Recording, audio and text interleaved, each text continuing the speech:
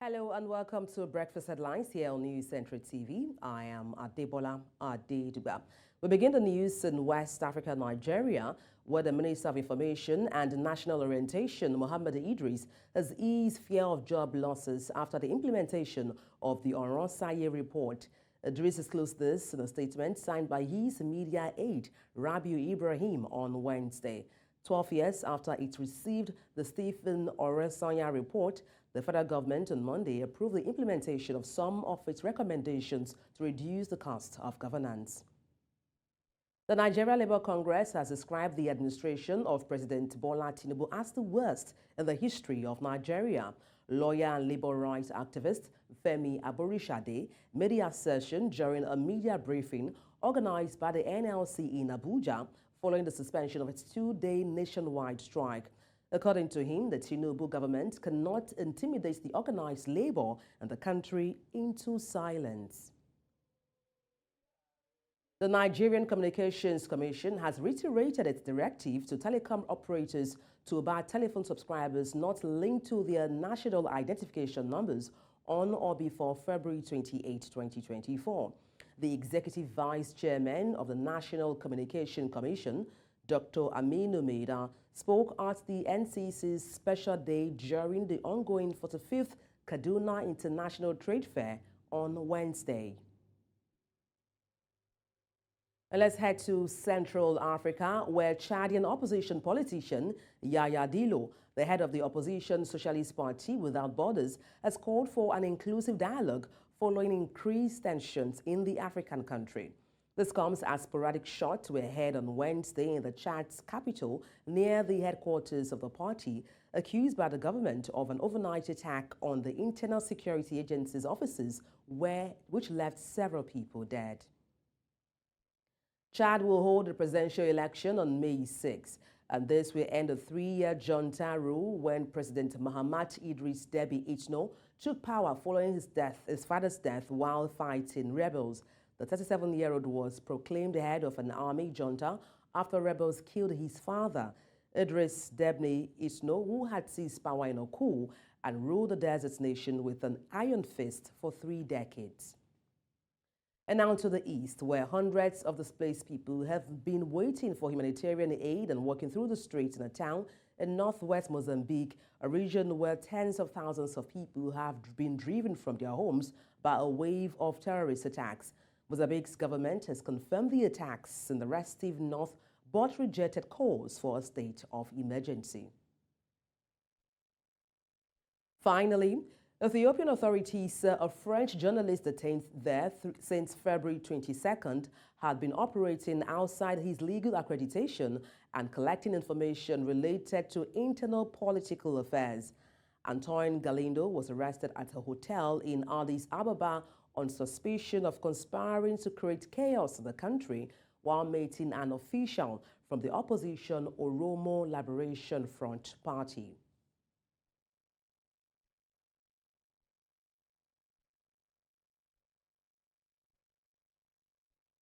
And that's all on Breakfast Headlines. It's back to Joe.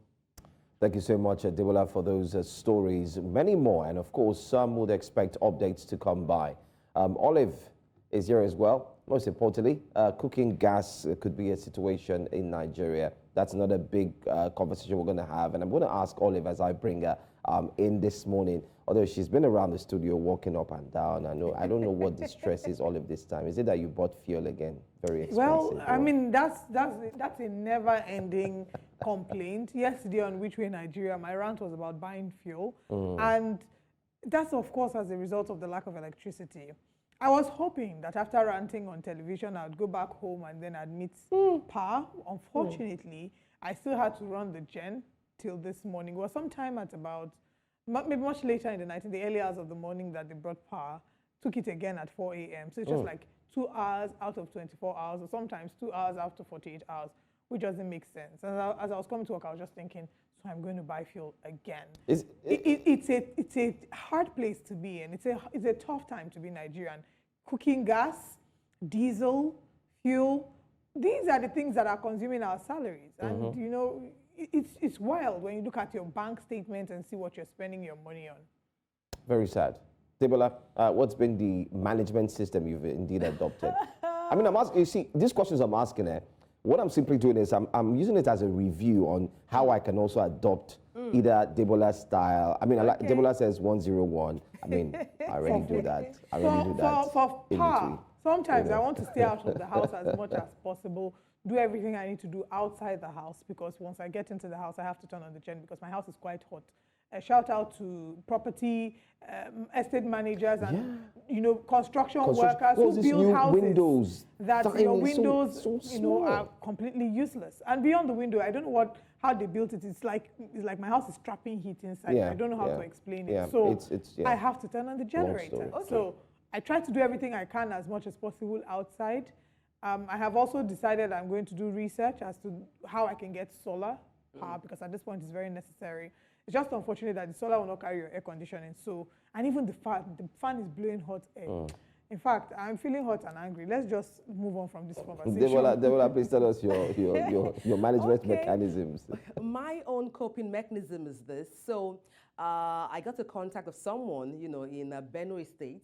So for my foodstuff now, going forward, I'll be getting them from, Benue down here to drive down the costs, make friends with all of those selling goods and services around my area, speak a little Kada Hausa to all those malams to give me at a less expensive price, for the cost of tomatoes and peppers. And the most important thing is try not to be too hard on myself, try to laugh a lot more, have that go-to person to talk to vent, to rant, because, you can't just but have a way to ease yourself of all the stress going on in Nigeria.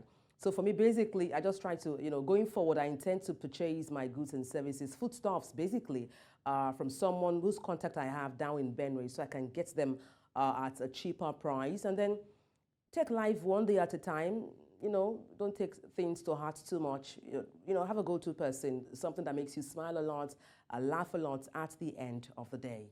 If you're just joining us, this is, of course, Breakfast Central, and at some point during the show today, we'll open the phone lines and afford you the opportunity to call in and share your thoughts on any of the stories that we'll be looking at. So please stick around for when we get to the newspaper reviews. But for now, let's bring you update about the organized labor. The organized labor has described efforts aimed at resolving the issues with government through dialogue as a waste of time owing to its insincere approach to addressing demands by the union. The president of the Nigeria Labour Congress, while speaking to newsmen in the country's capital, Abuja, says that despite calling off its 2 days nationwide protest, government has repeatedly failed to convince the union of its commitment to addressing the economic crisis in the country, which is taking its toll on Nigerian workers. News Central's Marvelous Obonamano has more for us.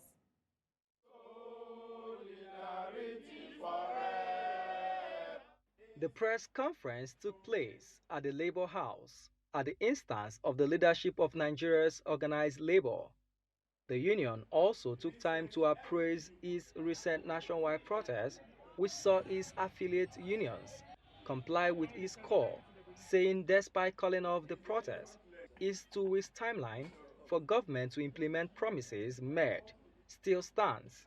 If the government fails to comply within the specified time frame, the NEC will convene again, decide on further lines of action. Whenever the Nigerian Labour Congress calls any action, we have no choice but to support the Nigerian Labour Congress, because supporting the Nigerian Labour Congress merely means supporting the interests of ordinary people. The union described government's resolve to address demands it has raised as insincere, saying its engagement with government during the eve of its national protest has once again proven to be a waste of time. The NSC will no longer be comfortable attending meetings at the eve of any action.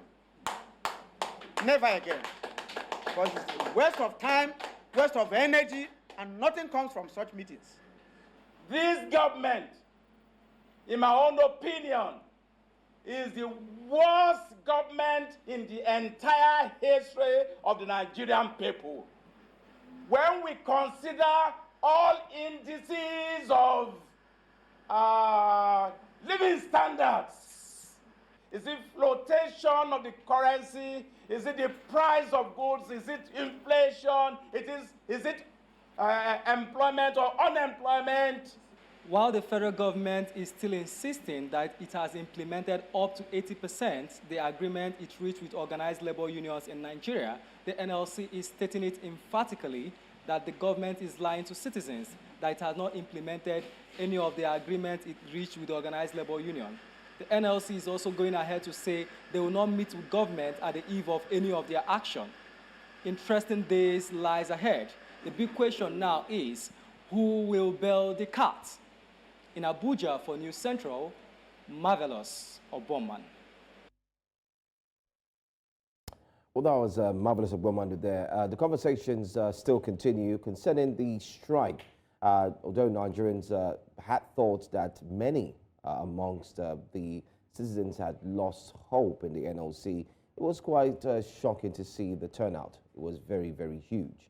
But then again, let's see what will come out of 2 weeks that's been given to the federal government, the ultimatum, if it will yield any positive fruits and if the federal government will be able to reach its agreement with the Nigerian Labour Congress.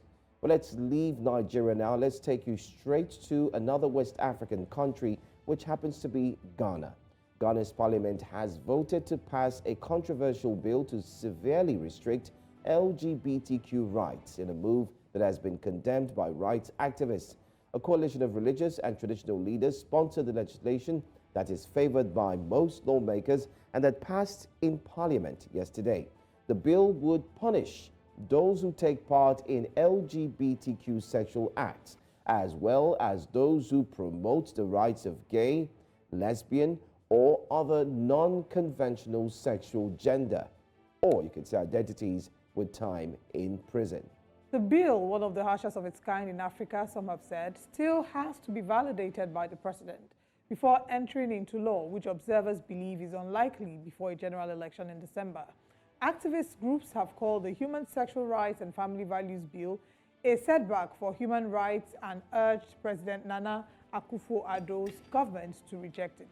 This morning, we'll bring in our guest, political editor Wilberforce Asare, who will be joining us from Accra, Ghana, to discuss the details of this bill and its reception, I beg your pardon, in Ghana. Good morning, Mr. Asare. Thank you very much for joining us. It's good to see you after a long while. Good morning and Happy New Year to you. Happy New Year as well. Let's talk about this bill that has garnered a lot of reaction. It's of course waiting the president's assent. But talk to us about this bill. We hear that this bill began in 2021. Lead us through the journey of the bill up until now. Indeed. So some 8 members of parliament in our country, 7 of them from the minority side and 1 from the majority side, proposed this bill, which initially was called Promotion of Proper Human Sexual Rights and Ghanaian Family Values Bill 2021. Now, the bill was first presented in January 2021. And so if you do the simple mathematics, you would notice that this bill has been in Parliament for 3 years. 3 years because of the ups and downs that were associated with getting the bill passed, the amendments that were proposed, civil society interest and pressure group interest. Pressure group, when I say pressure group, I mean those who were for and those who were against the bill. So it's gone through a lot of processes before it has gotten to where it is today. Essentially, this whole bill was thought about because of the phenomenon of LGBTQ plus. And we do know that LGBT represents lesbians, gays, homosexuals, and what have you.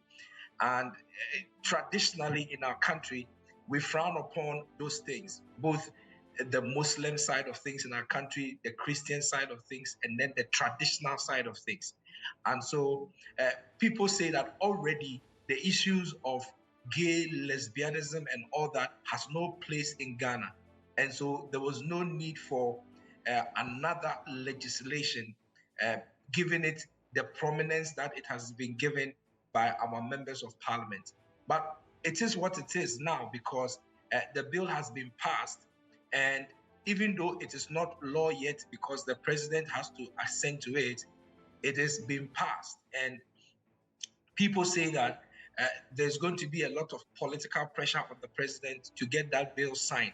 Again, another part of things is that some pressure groups who are against the bill are lacing their boots to go to the Supreme Court and to ask for a constitutional interpretation, because they want to say that their fundamental human rights has been breached by the introduction of that law in Parliament. So interesting times ahead of this particular bill that has been passed by our Parliament just yesterday.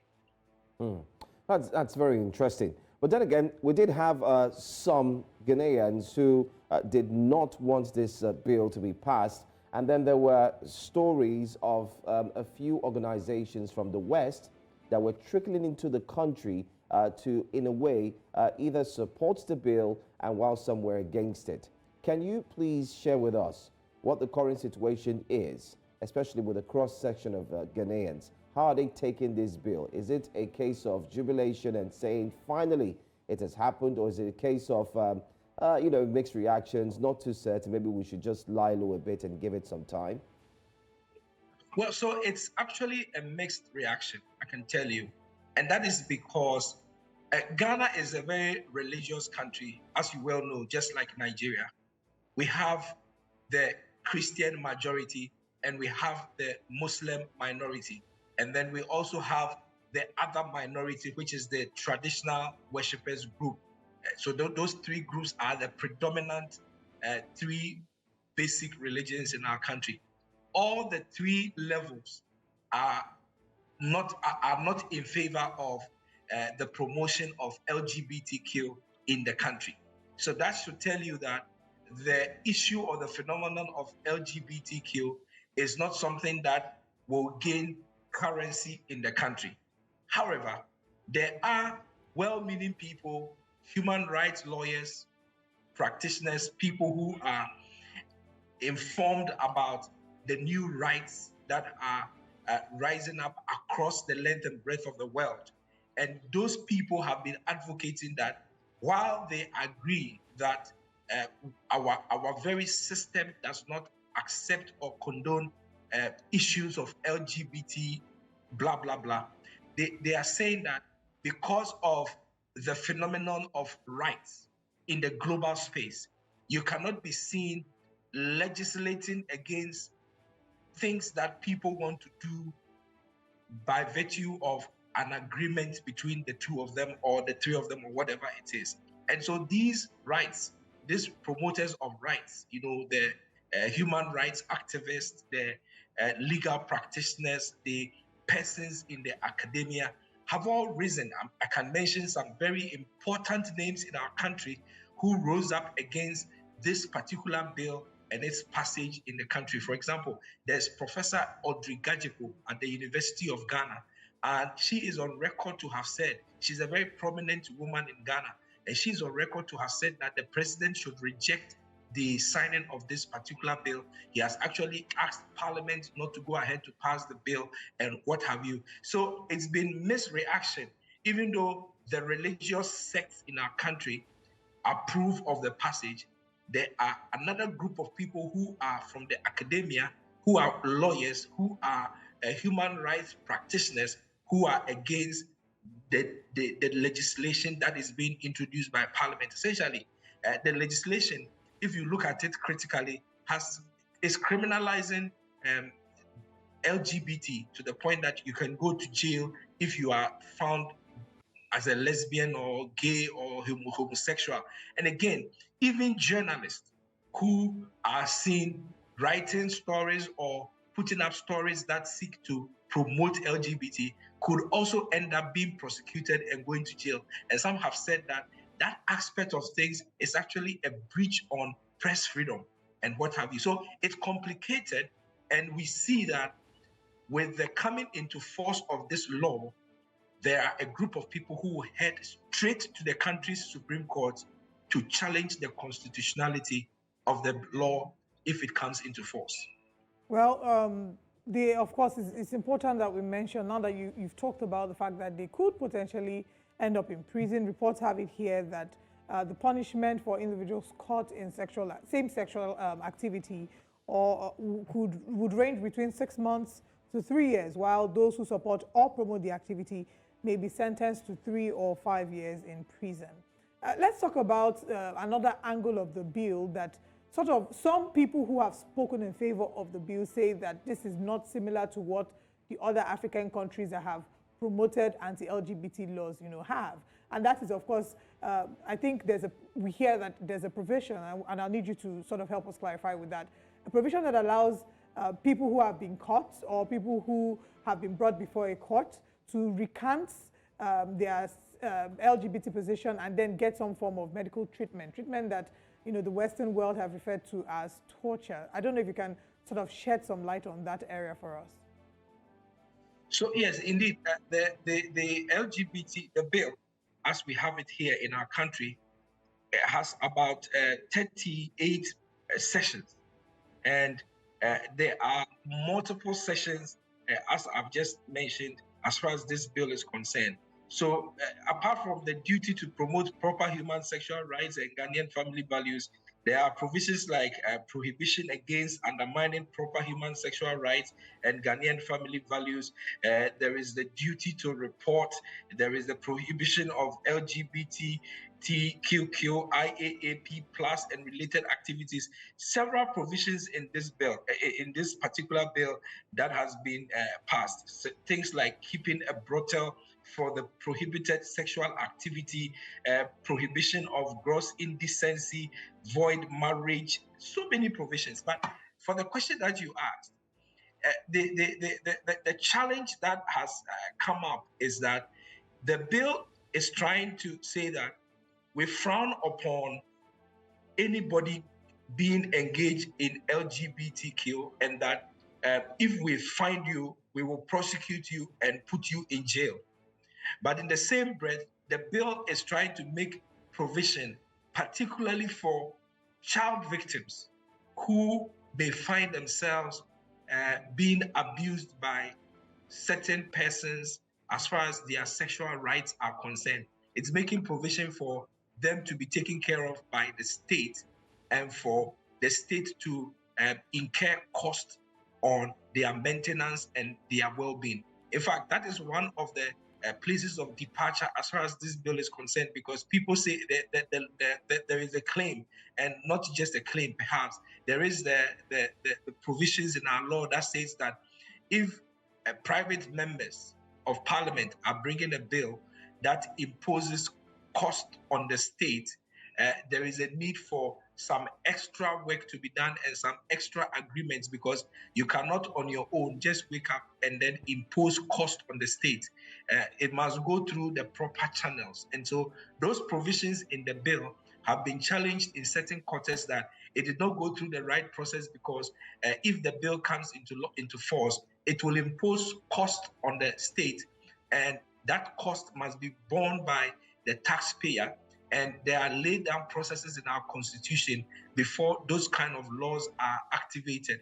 And so, yes, it is there that people who are abused or find themselves abused by other persons in some of these circumstances should be taken care of. But even those provisions are being challenged by persons who are associated with the law in our country. So indeed, yes, it is true, it is provided for, but there is a challenge about it. And it's one of the reasons why some people are saying the president should not assent to the law, the bill, because if he assents to the bill, there will be an imposition of cost on the state, which has not been budgeted for.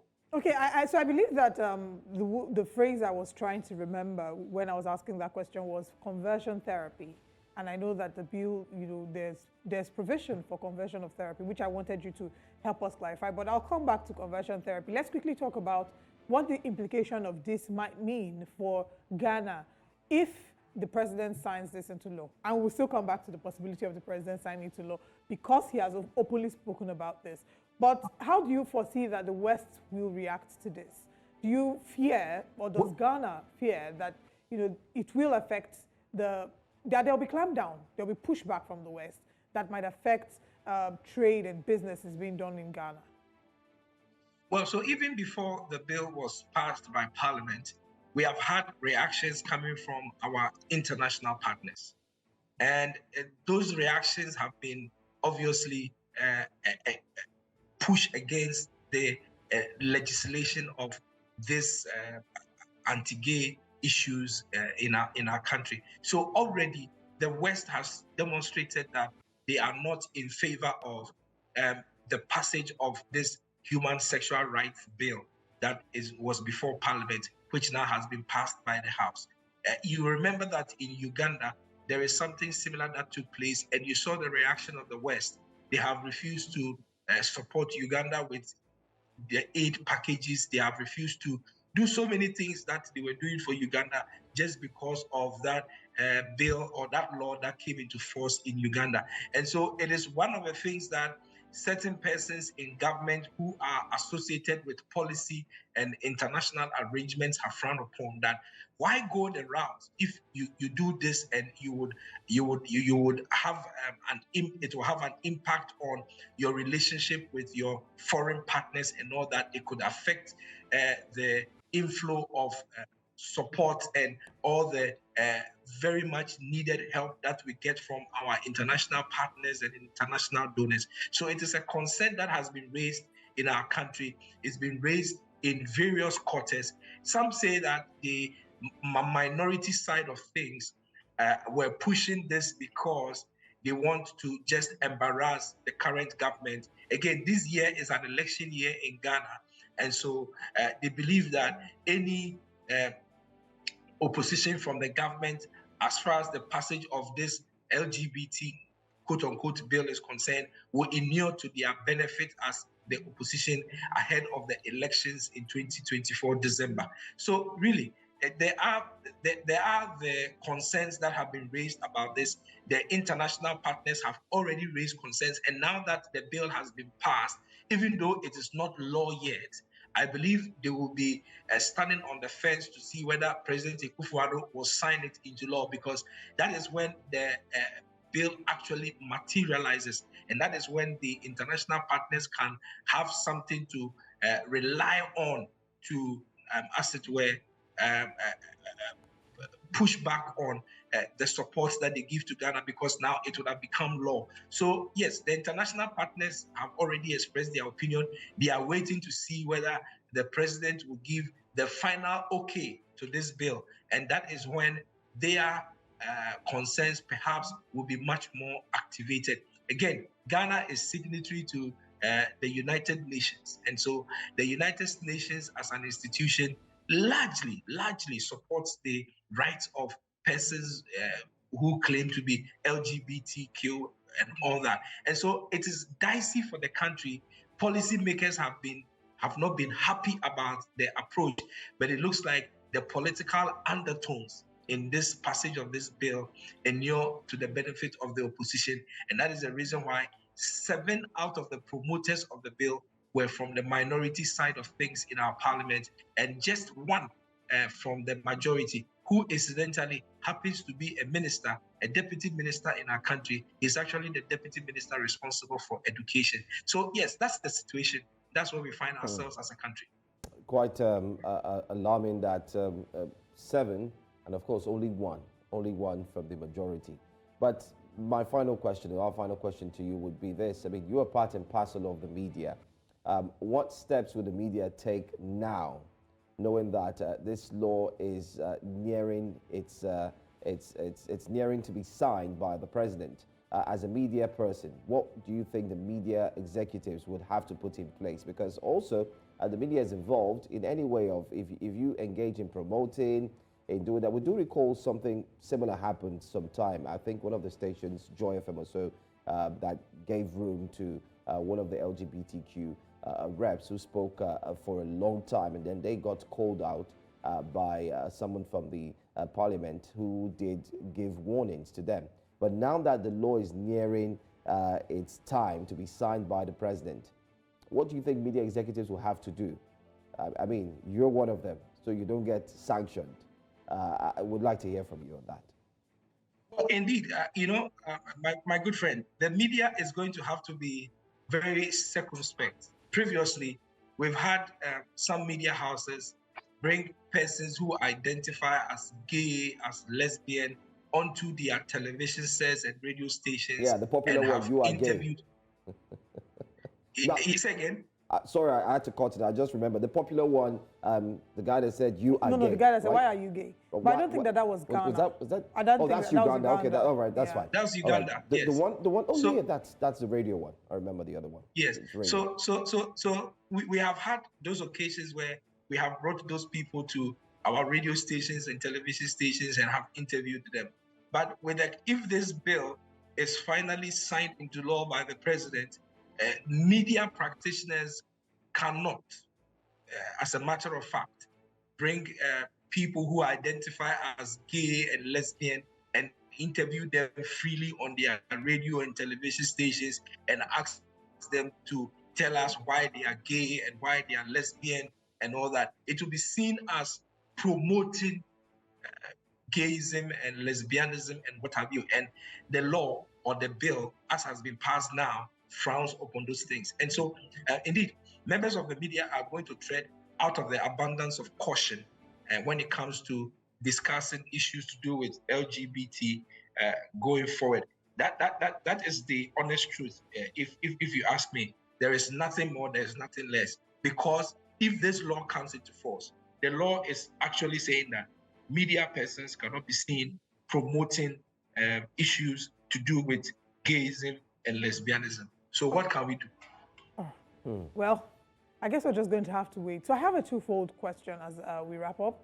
And the first would be, is it safe to say that that law is as good as passed if it comes in the time of Nana Akufo-Addo? Because we've seen videos of him clearly saying that so long as he's in office, it is not in his time that the LGBTQ laws will be promoted, right? That LGBTQ will not thrive in his time. I don't want to misquote him, but something within those lines. So is it safe to say that we're certain that if he gets to his desk whilst he's still in office before the elections, it will be passed? That's one.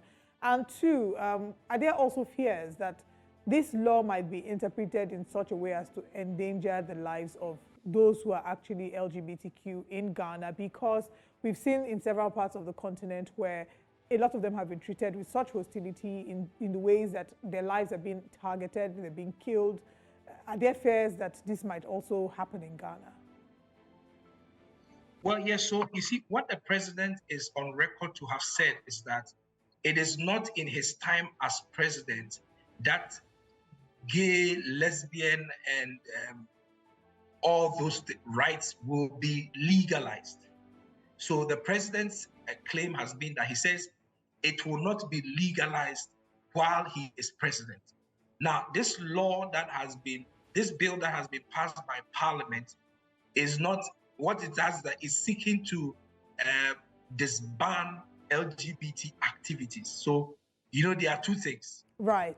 You can go to Parliament and pass a law to legalize it, and you can go to Parliament to pass a law to criminalize it. What has happened is that we've passed a bill that is criminalizing LGBTQ activities.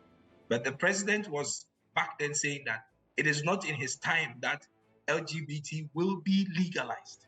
And that is what the president is on record to have said. Indeed, it has not been legalized in the country.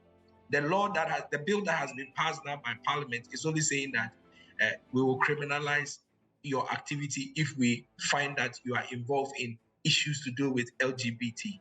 But really, as I proceed to perhaps wrap up this, let me just read this for you. Section 13(1) of the bill. It says that a person who, through media, technological platform, technological account, or any other means produces, procures, markets, broadcasts, disseminates, publishes, or distributes, or B, uses an electronic device, the internet service, a film, or any other device capable of electronic storage or transmission to produce, procure, market, broadcast, disseminate, publish, or distribute a material or information directed at a child, whether directly or indirectly, with intent to C, invoke the interest of the child in any activity prohibited under this act, or B or D, teach the child to explore any gender or sexual or sex other than the binary category of male and female, commits an offense and is liable on summary conviction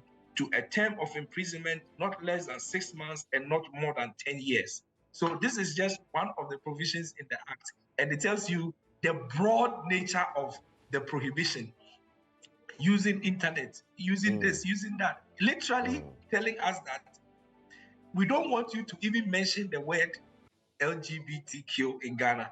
That is quite serious, if you ask me. It is. I mean, I do recall at some point you did have Ignatius Ano, who's also in the media, who came out to say he's gay and all. But then again, I think we've covered this conversation in all aspects, looking at what will come out of it. But let's wait to see if President Nana Akufo-Addo will indeed put his pen to paper, and then we can come back to look at the implications, because obviously after he's signed, we're certain that there would be a broadcast and more explanation on what Ghanaians should expect. And how Ghanaians exactly would interpret this law. Because, I mean, the second part of the question, which I'm not sure we have time now for, is if this will endanger the lives of the LGBTQ people living in Ghana, if it's likely to endanger their lives. Briefly, I think that there is a likelihood of some kind of danger to persons who will go ahead to identify as LGBTQ. I perceive that there will be some danger, and their own rights must then be protected, because you don't have the right to attack me just because I say I am something that you don't like. So it is a reality which the authorities are going to have to deal with. All right. Absolutely.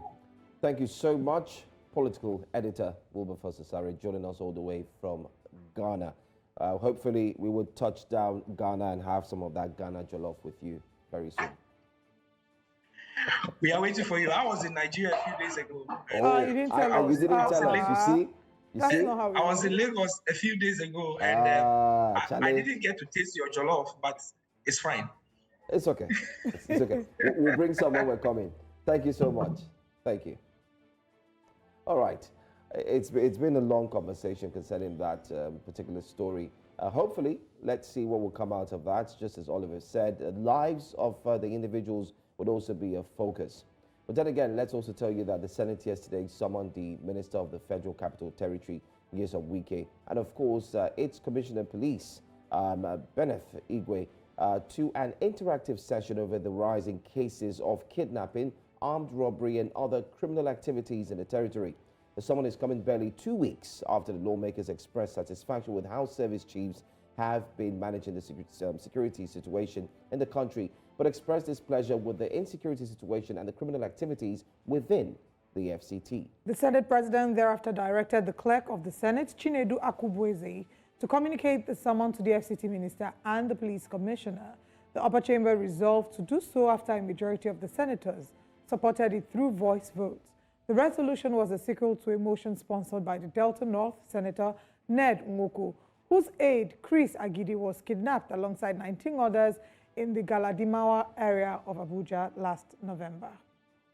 Good conversation. Let's see what will come out of this one, if the FCT minister would be live and, of course, answer questions. They should have done this a long time ago, because you know, this is what Nigerians say, that until it affects politicians personally, we don't see them making this move.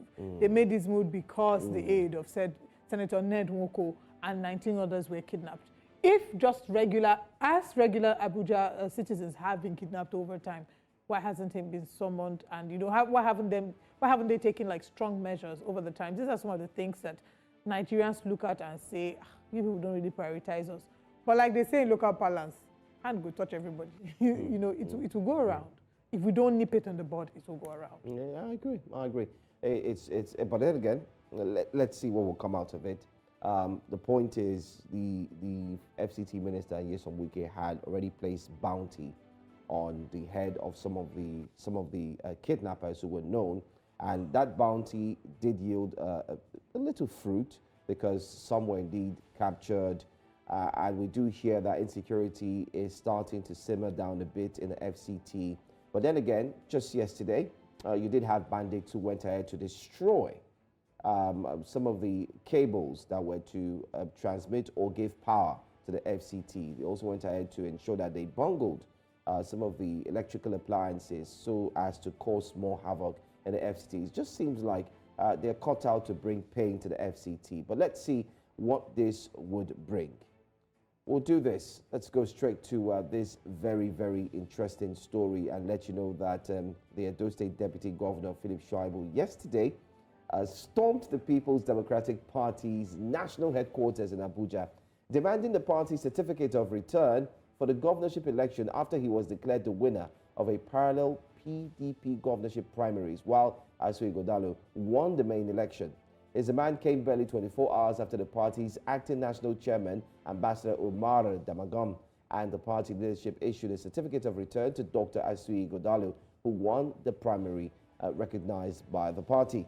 Shaibu said the PDP guidelines approved by the NWC had set aside Wednesday, the 28th of February 2024, as the date for the issuance of the certificate of return to the winner of the primaries. The deputy governor, who was at Secretariat with a handful of his aides, did not meet any member of the National Working Committee on seat, but insisted that the party must abide by its own rules or be prepared to face legal action. Let's now bring in a guest. He'll be joining us shortly before the end of the show, but a number of us saw the clips on social media and how he had expressed great displeasure. In fact, some of the things he said, he was very certain about the fact that he won the elections. He showed a document to the camera showing that the certificate of return was to be issued on the 28th, on Wednesday, right? And he was wondering why they issued the certificate of return a day before, making it look like obviously there's something fishy. When asked if he would take it to this, if he would take the matter to the court, he said he would rather not take the matter to the court, but that's if the party does what it needs to do, which is, in this case, declare him winner and, no, maybe not declare him winner because he's already declared winner, according to him, but issue him the return certificate. He says where the party doesn't do what is necessary, then he will head to court. So it's just real drama going on in Edo State that, it's not ending. On the other hand, we have Asue Ighodalo and Obaseki on the day they were granted the certificate of return, granting interviews. Obaseki can't speak English. Let's give it up to that man. You're talking about English is sweet. Let's not even lie. Come on. But it's not English that the people will eat. He talked about how... But that's what they said, that it is not statistics that will go chop. The statistics are showing now. After all, the English is the same English he used to say, dollar will get to, naira will get to this level, and dollar will get, he was screaming it loud last year. Look at it. But, well, he, of course, has talked about the party and the party's plan to unite the party. He's talked about the fact that the party needs to be united within itself and how they're going to put measures to ensure that the party is united.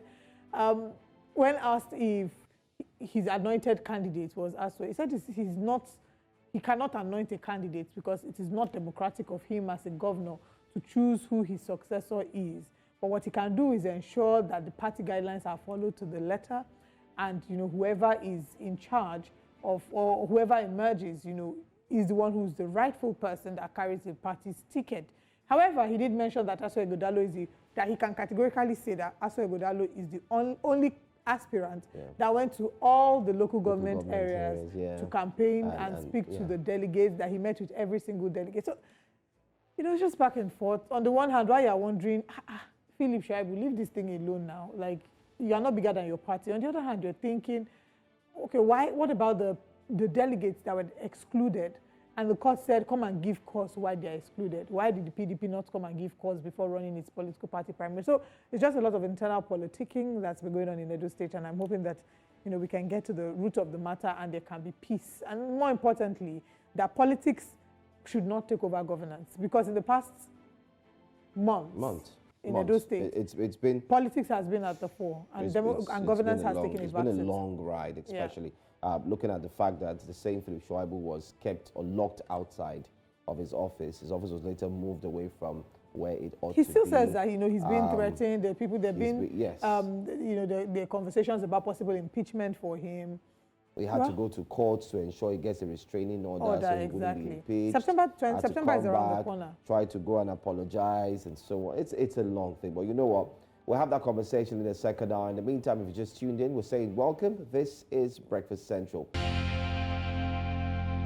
If If you're just tuning in, welcome to Breakfast Central. This is the point where you not only hear from us, but we also get to hear from you as we open the phone lines and allow you the opportunity to call in and react to any of the stories on the front pages, or maybe any of the stories we've discussed earlier on the show today. Now, joining us to review the front pages of the newspapers this morning is the publisher of CKN newspaper, Chris Kende Nwandu. Good morning, and thank you very much for joining us. Good morning. Thanks for having me. All right, let's get into the papers right away. And our first paper this morning, of course, the front pages of the first news, quite a busy one this morning.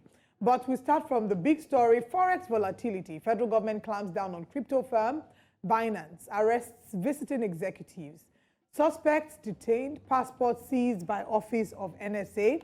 And we have their economic saboteurs. They've hijacked CBN's role, says presidency. NCC orders MTN, Glo, others to block SIMs without NIN. This one, we'll come to it because I don't understand this NIN matter that we have been on for how many years now. You go there, they'll tell you, link your NIN, link your BVN. We're back to this conversation again. Wigwe City of David Parish missing as family releases burial plan. Okay. Economic hardship, I feel your pains. I take full responsibility, Tinubu tells Nigerians.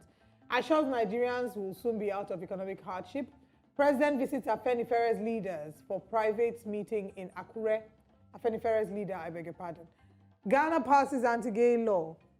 At the top of the paper, Asare report, we won't throw people out of jobs, federal government assures. Part of report already implemented. Wow, how quick? According to BPSR DG. Reps to investigate multi-choice's failure to remit 1.8 trillion naira tax to federal government. Demand probe of 2.4 billion naira CBN invalidated contracts.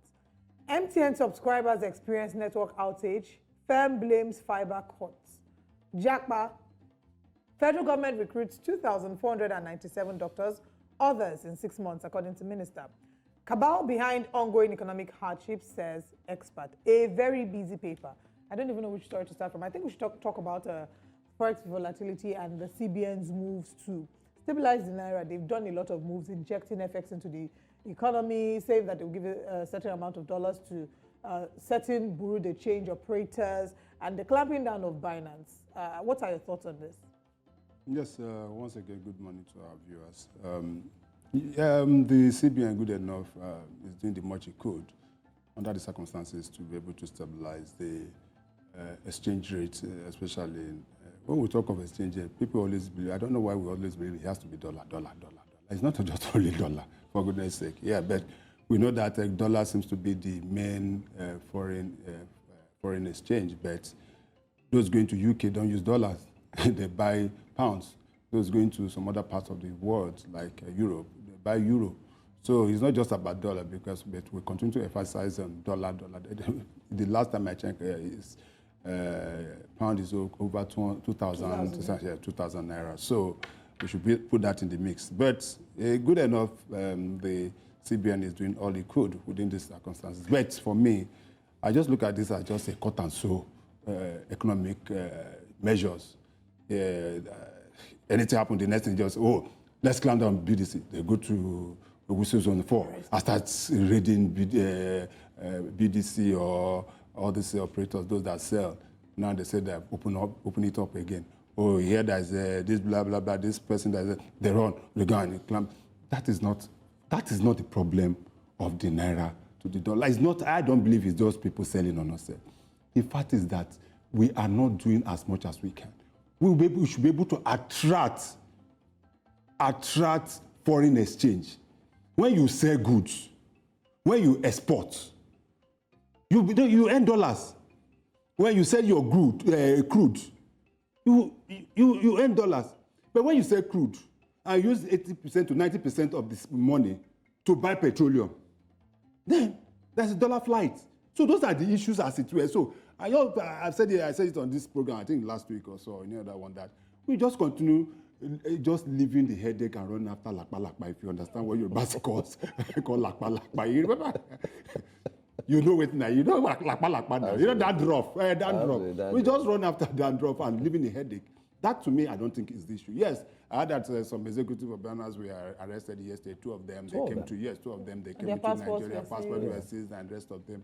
I can assure you that after... They're going to release them. Let me just... I'll just tell you that after today, that it makes the headline.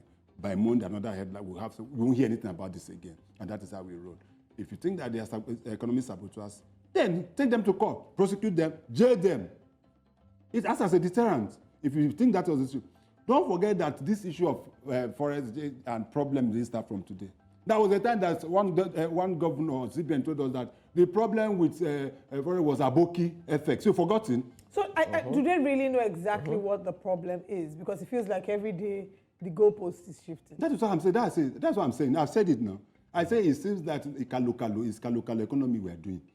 Because the managers of the economy don't seem even to understand, especially the central bank. With all the controversial issues coming up here and there, oh, I'm going to limit this, it's going to be 10,000, if you're going to collect 10,000, you must say what you want to hear. They know those mopping up the dollars. The CBN governor knows those mopping up the dollars. They know where they kept those dollars. They know those that are buying dollars in millions and millions. They know the governors, I said it here several times, the governors go to Abuja, or their commissioners go to Abuja, collect FAC every month. And once they just do the need for paying salaries of workers, the next thing they just convert it to dollars. And that is what they are. That is the problem. That is where the problem. So until the government is ready to hit the nail on the head, all this tunushiri they are doing, going around will not help any matter. They'll tell you, oh, there'll be marginal drop. There's a marginal drop. You tell me marginal drop. The naira drop from 1,900 to 1,850. You tell me, oh, there's marginal drop. You said marginal drop. Tomorrow again, it goes to 1,000. As the way we are going, if we don't take our time, the dollar will hit not less than 4,000 naira by the end of this year. Yes. Let me give you a classical example. You remember, there's a video going, and I remember when he said, when the governor of Edo State, Obaseki, raised the alarm, was it last year or last 2 years? That if we don't take our time, that the dollar is going to hit about 1,000. Dollar is going to 2,000. There was a time that in the Senate, controversial denomination, whatever you take about, go and watch a video of one of the plenaries and see what he said. Then he said that we should do the needful. If not, dollar will hit 500. That was then. That was about 4 years, 4 years ago. Nothing was done. Dollar is 1,900. And now you want to travel? Do you think? Have you ever thought of families that have children abroad, schooling abroad? Do you know what they are going through? Or those who have to do some medical tourism. No, for even tourism, those that then have ailment, some issues that can, that's what medical tourism, as you said, yes, that need to be flown up, go to check up and the rest of them, that cannot get to, and you tell me, oh no, they stay here, let them stay. There are certain illnesses that we are finding difficult to cure in them. We don't have the necessary apparatus to be able to. That's why you see Nigerians going to India on a daily basis, people going to Turkey. People are not even going to the US or UK. People are going to India and going to Turkey. And even some Arab countries like Egypt and Morocco for medical tourism. Right. Those are the issues as it were, and I just think that we should face this. Now let's also react to the Asare report and the reports that we're hearing about. They've already started to implement some of the highlights of the Asare report. And now we know that they have they've given us a 12-week deadline, but experts have said that they don't see the possibility of it being implemented in 12 weeks because there are some of the provisions of the Asare report's recommendations that will require constitutional amendment. So I don't know. I don't believe we've had you react to the Asare reports. Yet. When they say we've started implementing, probably what I just believe is that some of those reports must have been implemented without necessarily giving it the kind of publicity it deserves. Probably since then, there must have been some mergers that we might not know. There must have been. So, but yes, there must be some constitutional requirements. But I personally support implementation of that report 100%.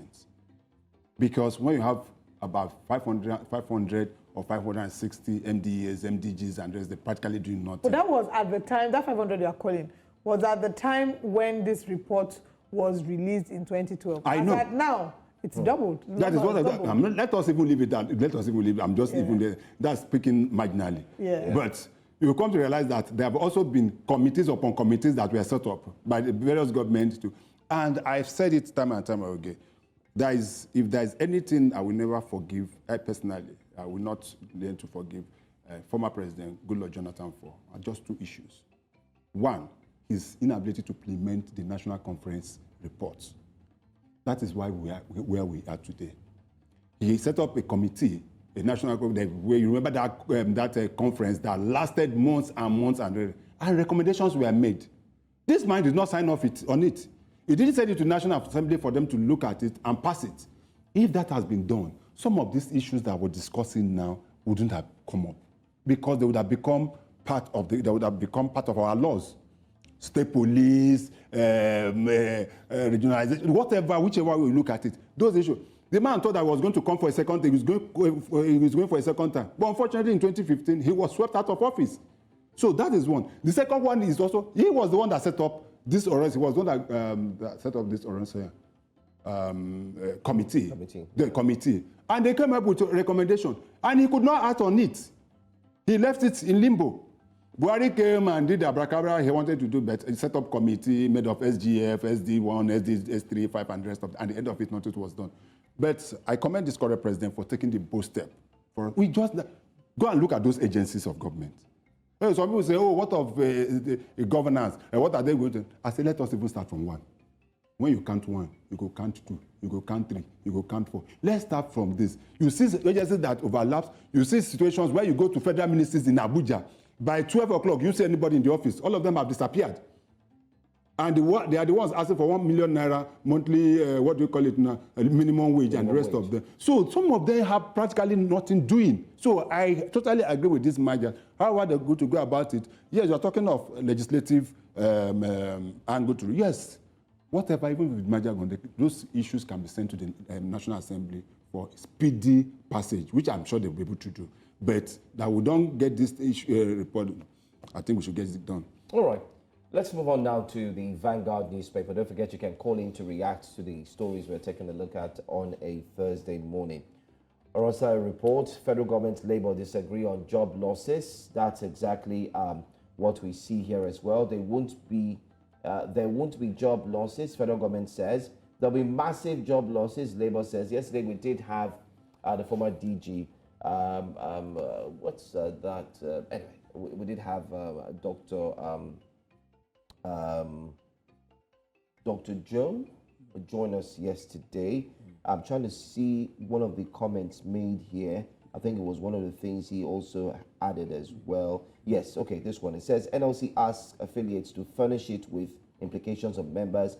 TUC sets 3-man committee. Scrap Senate. We don't need bicameral legislature. SSANU.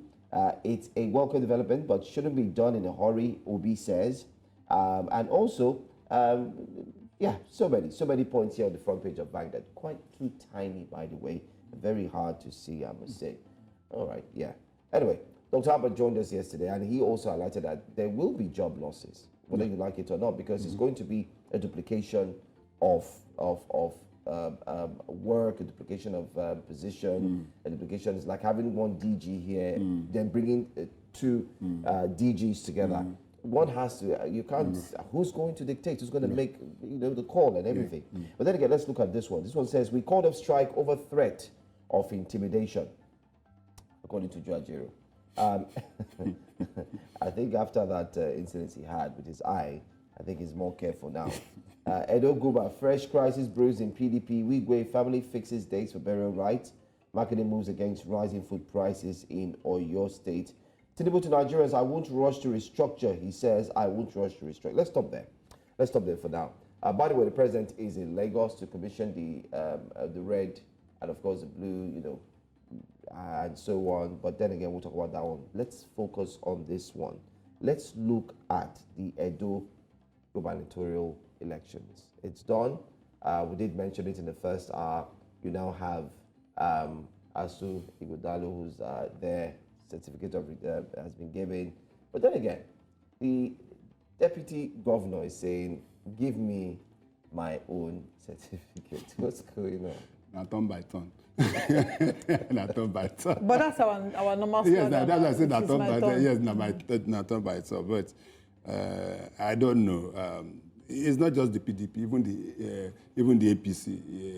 Is it Ighodalo or Idano? Which of them? One of them, I just a few days ago said that no, the original me supposed to get the ticket. But yesterday, the National Publicity Secretary, former National Publicity Secretary of PDP, Ololobodinyo, called me. He spoke at length because I was asking him, what is all these controversies? And he just tried to make it known to me that as far as they are concerned, he's not speaking for the PDP anyway, but as far as he knows, and he's past working with the PDP, that the primary that was held at the Ogbe Stadium, where you had Asue that was the authentic primary of the PDP. That what the deputy governor just did was just a mirage, and that he was even surprised that he could do that. But, and that is what I think it is. The certificate have been given to him, Asue. I just believe that the deputy governor is just trying to do everything he can under the circumstances to find relevance within his name. But it is an internal problem of PDP. If the deputy governor feels so aggrieved, then he has to go to the court. Don't forget they say, if you don't like him, go court. So the court will be the final place to rest the case. So, but I don't think he got any other certificate when we went to the PDP National Secretariat. That's what I'm saying. So I think he just went there to say hello to them. And so, well, in his defense, he went there on the day that was meant to be the day to issue certificate of return. But they had got. They don't give one before the day before. So and then he went again, and he didn't meet anybody. He only met the got there, I think, in the afternoon, and nobody had come to work. So I just think that some of these things will end in court, even that of the APC. I'm sure that it will end in court. Even Labour, I think Labour is also in the mix because the Akpata. Angle of it, they also the same. But the whole idea is that our politicians don't learn. Because if they do, they would know that there have been issues like this in the past. And that is where some political parties couldn't make it at the governorship. You look at what happened in Zamfara State.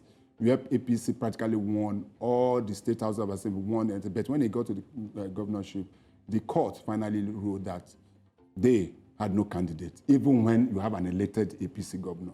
It happened in Rivers State. There were issues in Rivers State. You remember what happened in Rivers State and some other states. So if the political parties, there's no kind of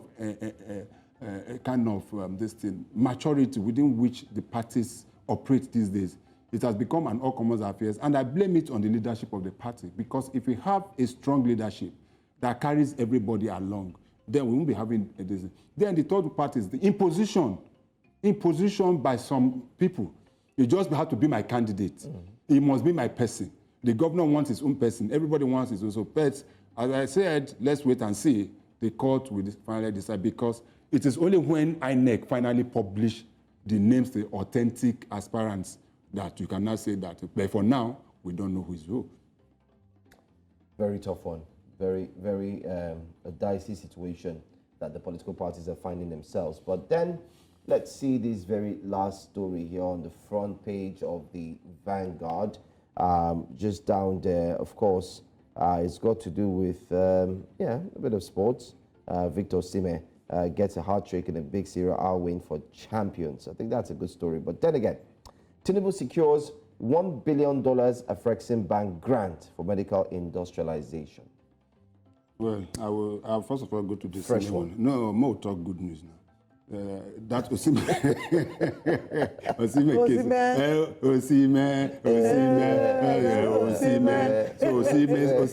made it yesterday. He scored a hat-trick. Yeah, hat-trick. In their game against Sosulas or whatever they call them. It was 6-1. When it was 4-1 already, I just felt that there was no need.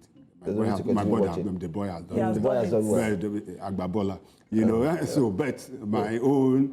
The thing paid me small, because why should Osimhen be calling hat-trick at that game? And just it didn't perform for the way. I think so that's the answer to that. So it could be that though that he plays like him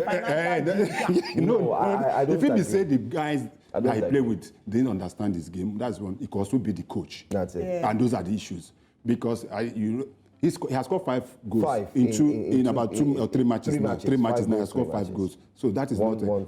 So it's indicative of his strength and his expertise. He still has the wherewithal, but it's most likely that he was placed out of position, or those who are supposed to feed him were not feeding him properly. I think I'll take the later. Yeah. So that is also congratulations. Because in that game there were no midfielders. Yes. So nobody could pass. That's what I'm saying. That nobody was feeding him. He was coming back to the midfield to pick ball, and they just want to go. Whereas in the club, Napoli, all he does just position. They just position the midfielders who have hindsight. At any given point, that they know where he's standing, of course, and they know where to have to draw. Just lob the ball and give it to him. And so congratulations to Osimhen. Then I will take more on the statement made by the president. More of the statement he made that he's not in a hurry to restructure or put Nigeria. If the president is not in a hurry, we are in a hurry. We Nigerians should tell the president that we are in a hurry. We don't want the slowness. We don't want the Buhari style.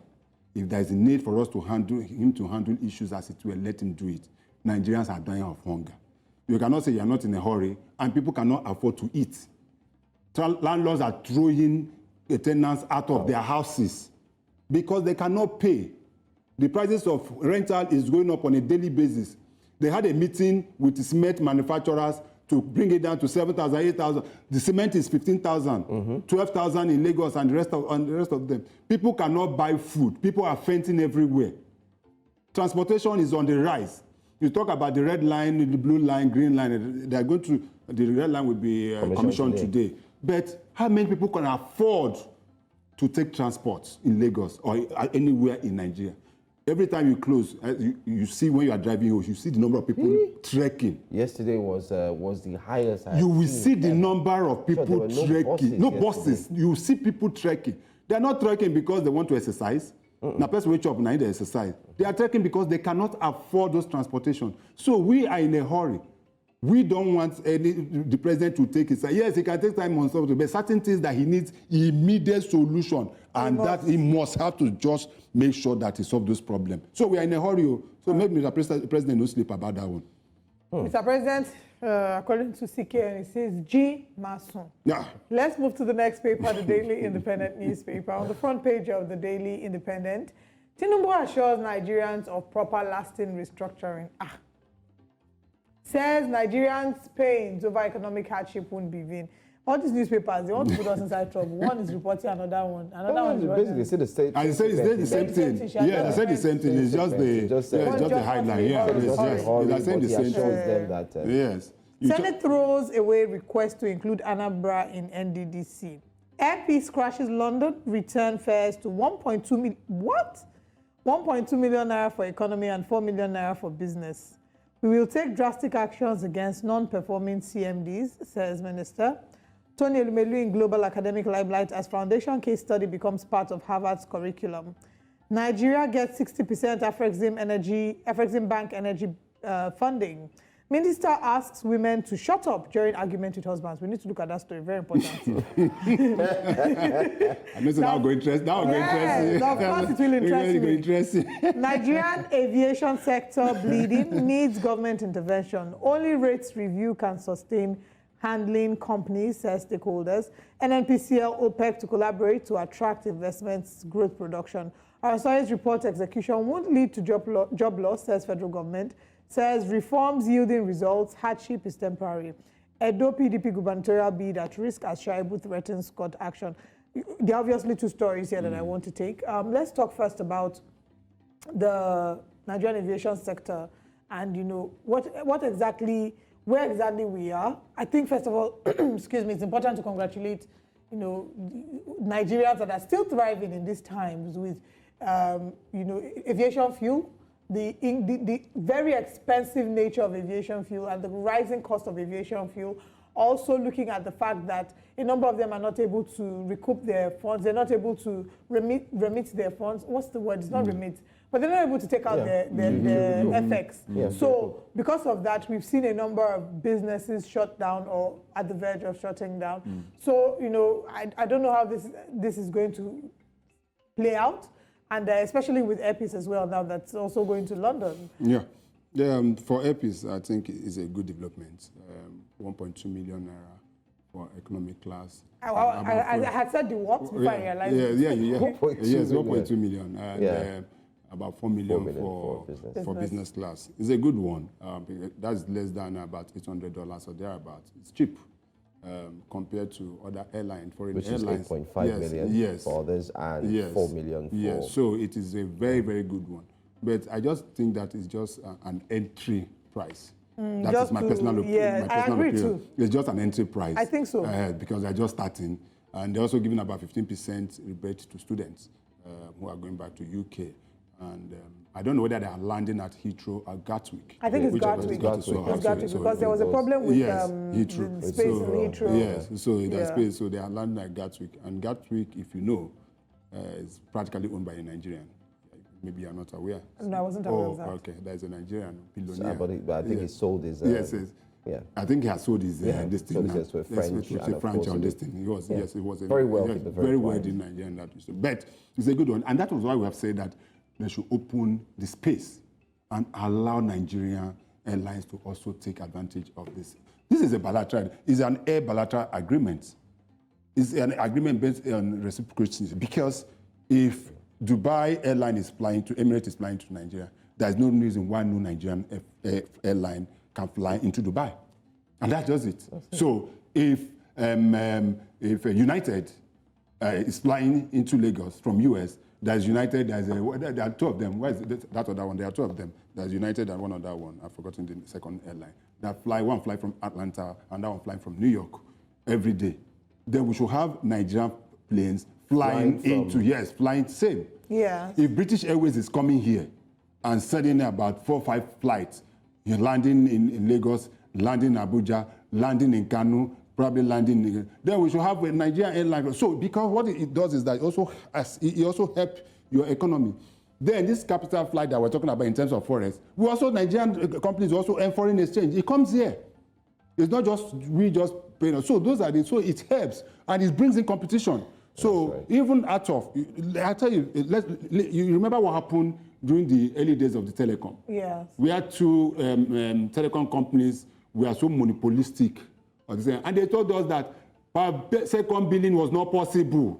You remember? Yeah. Remember when we were buying SIM for 30,000 naira and buying this thing? Until a Nigerian company came in and said, no, we are going to start per second billing from day one, within 24 hours. All prices. All of them. So that thing that they said was not possible became possible. And the same thing we have been talking about, even pay per TV, that if we have serious competition, people can be paying. So it is a very good one, and I hope that they're able to. And if you look at the planes, the Air Peace planes, they have brand new planes. Of course. They have. 70%. And I believe that if you look at Ibom Air, I'm not trying to advertise it, but if you look at an airline like Ibom Air, with the kind of airlines they have, they should be able to fly to any part of the world. And they have the efficiency. They have the. I look forward to the time when Nigerian airlines can be doing so many international routes, and we don't have to wait until we can. Like if I'm going to the UK or I'm going to a country in Europe, I don't have to take. Let me bust your bubble. A friend of mine wanted to fly to SA. There's no Nigerian flying most of the time, apart from APC. I don't know whether it is still flying. Yeah. Do you know that Uganda airline flies from Lagos to South Africa? I'm not talking from Kampala or Entebbe. Imagine. Uganda airline flies from Lagos to SA. All right. I want us to quickly take this story because we're almost out of time. But as quickly as possible, please. Don't argue with your husband. Minister tells Nigerian women. That is, of course, the Minister for Women Affairs, Uju Kennedy Ohaneye. And just to quickly say, she says, please, she says that, whilst talking about assault and battery, saying, women have a role to keep the peace and, talking back can lead to assault. What are your thoughts on that? Well, as a married man, I think that they say the man is the head and Asue is the woman the neck. That is the issue. The fact, it has to do with understanding. I've been in this relationship for 23 years. And there's no graduating. And you cannot get, it's the only institution where you don't graduate. You can get your BS. After getting BSc, you must go for masters. After master, you go get PhD. In fact, when you don't get professorship, you come back, read another, start again, read another. So it has to do with communication. Communication matters a lot. So it's not like a lord and servant relationship. So when you said a woman keep quiet, I don't understand what you mean by keep quiet. She says keep your mouth shut. No, yes, I agree. Submission, a woman should be submissive to her husband. But doesn't this in a way excuse abuse? Because what she's saying is, I'm going to quote, she says, talking back does not yield food, rather it leads to death and destruction. It leads to bringing up bad children for society. It's kind of similar to people who get raped and they're saying, what did you wear? Why did you go there? I think it's a different ball entirely. I think what she's saying here is, so she's saying two people back. cannot. No, it's like two people cannot be mad at the same time. Two people can't be mad at the same time. Yes, at the same In other time. That is words, what she's when he's trying to say. talking, don't talk If you back. understand. Regardless of Just the keep short, and it works. Funny enough, it also works the other way around. Yes. When she's When she also argue, why just does keep short? When she's done, even the Bible says, don't argue at that time. Wait, sometimes some guys, when there's an argument in the house, the guy just pick up his key and just drive out. Just cool off. When Well, That's we want to see communication. more work that the minister is doing rather than giving marital advice. Thank you so much She's for the joining us. Minister of Women Affairs. Yeah, Okay. women have other more challenges. Let's see what he has planned for us. We'll go on a very quick break. When we come back, we have more to discuss this morning. Stay with us. All right, so it's time for us to take a look at what Nigerians are saying. And let's start off with the very first story Nigerians are reacting to. Now, 2 senior executives at Binance have allegedly been detained in Nigeria as the country cracks down on cryptocurrency exchanges. This was a big conversation yesterday on social media. The executives flew to Nigeria, by the way, following the country's decision to ban several cryptocurrency trading websites last week. But they were detained by the office of the country's national security advisor, and their passports, we hear, were seized as well. The crackdown follows a period after several cryptocurrency websites emerged as platforms of choice for trading the Nigerian currency, which has suffered chronic dollar shortages. Of course, you know that it's all about the naira and the dollar issue, and the federal government is trying all it can to ensure it stabilizes the naira and gets it back on track. But now that we do have 2 executives of Binance that have been held and also are being questioned, what are Nigerians saying? How did they take this story? Well, let's go straight to the tweets and find out what you have been saying very, very quickly. The first one says, detaining executives of a foreign company is a bad PR for a country looking for foreign investors. This is Jamila. And she goes ahead to say, what happened to suing Binance? Why detain executives? Waiting they do these people.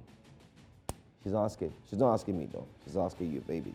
Another one says, this from WC Ikechukwu, a very popular professor. He says, they accuse Binance of facilitating $26 billion, that's what the federal government is saying, without KYC, know your customer, in Nigeria.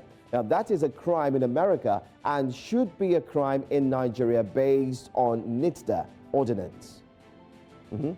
If you check, Binance CEO was convicted for the same crime in the United States, and that is absolutely true. One key thing Nigerians should know is you might want to do a little background search on who Binance CEO is, what he's done in other countries, and how he's facing a very stiff opposition. Not just opposition, but of course, he's going through a lot of court cases currently as we speak. But Ndubisi actually said that as well. But let's look at this one. He breaks it down clearly for you so that you can know what the situation simply is. Author of Camelot at King Arthur says Binance is banned Binance is banned in the UK, agreed to pay a $4.3 billion fine in the US, and of course CZ will be sentenced in April after pleading guilty to criminal charges in the US. But let Nigeria detain a couple of Binance execs for what is at the moment less than 48 hours, and people are tearing pant.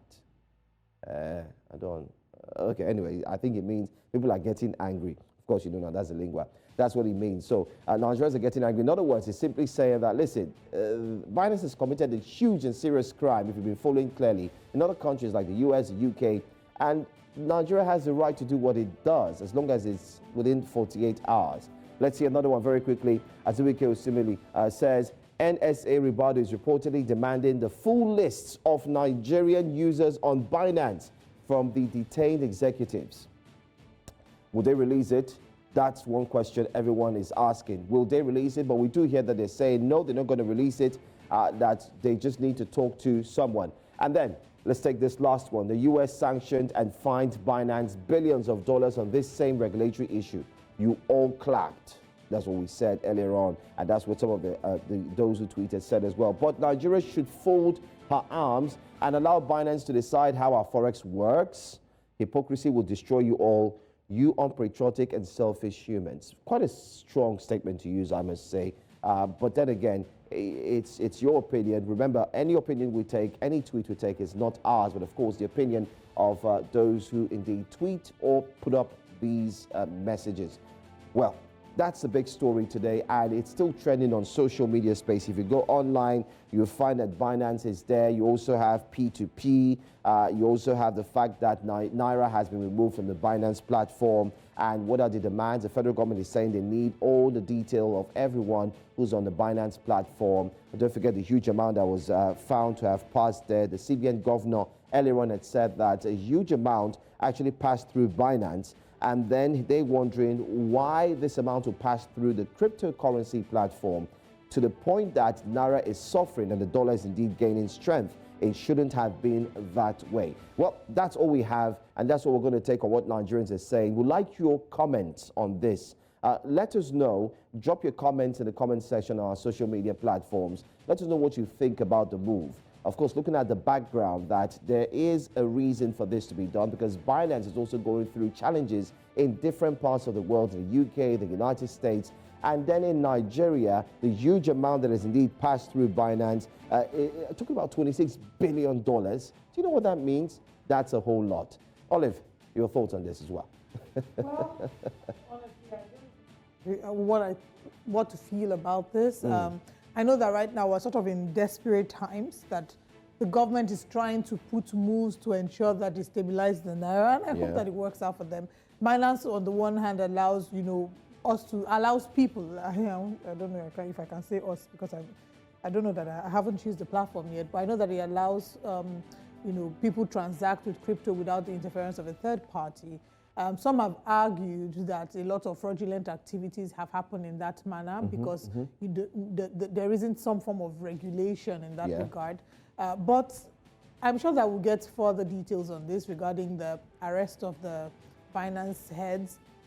But the other thing is, Nigerian leaders have been accused, Nigerian government has been accused of trying to stifle technology, especially when it comes to fintechs, sort of trying to cut their wings and not giving them opportunity to fly. I'm sure that we'll get further details in the coming days, but whatever it is, I hope it's for the best for the country, and whatever decision they take is for the best of the country, and that it's not a lot of people's finances are very much affected. We'll get to see. But now knowing Nigerians, they would always find a way around it. You block one channel, they're like all those little rats. You block one channel, they open different other channels. That's it. Anyway, that's all that we're going to take today on what Nigerians are saying, and that's all we're going to take on Breakfast Central this morning. It's been a fantastic show, no doubt. Myself and Olive, we look forward to be here again tomorrow morning. But in the meantime, don't forget to hit the social media platforms. Tell us what you think about the stories that we've brought to you thus far. I'm Joe Hanson, and she's Olive Emodi. We'll be back again tomorrow morning. Bye-bye.